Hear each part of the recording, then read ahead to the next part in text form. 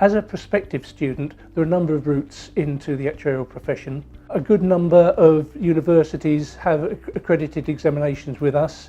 So if you do an actuarial degree, an actuarial science degree, you'll find that you'll get exemptions from the first series of exams.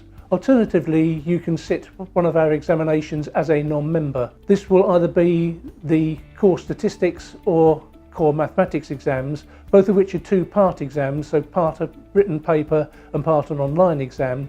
And if you pass one of those two examinations, then that will give you an automatic right to become a member of the IFoA. Alternatively, you may have passed A-levels, you may have passed other examinations in your own country that will give you a pass. The associate is our sort of generalist qualification. So in order to become an associate, you need to do the CSs, CMs and CB subjects, as well as pass the CPs. You also need to have 1 year worth of work-based skills or PPD. To become a fellow, the fellow is more of a specialist qualification.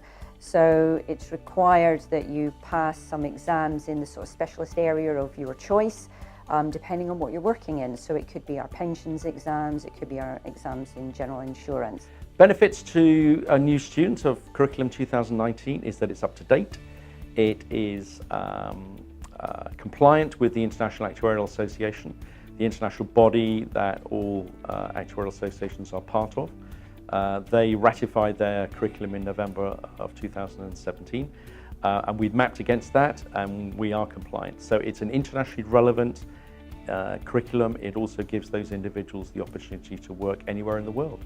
So the difference between, say, someone who has that older sibling who may have been through the sort of qualification process, the exams are different. There aren't as many 3-hour traditional exams, there are more online exams. The requirements on the work experience side are different now.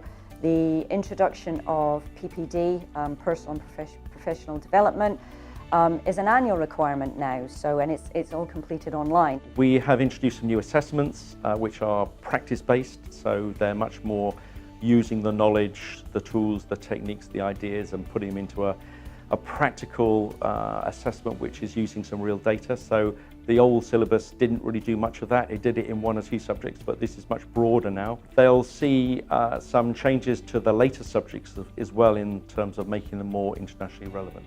So a student who's thinking about looking at sort of getting exemptions from the IFoA, they will have been to particular universities that we have agreements with, or they may have gone to a university where, say, they've done a mathematics or economics degree.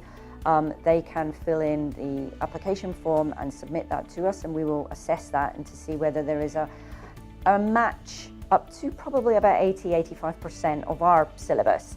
So they can have a look at that and apply for possibly exemptions from some of the exams, which means obviously it's fewer exams for them to take.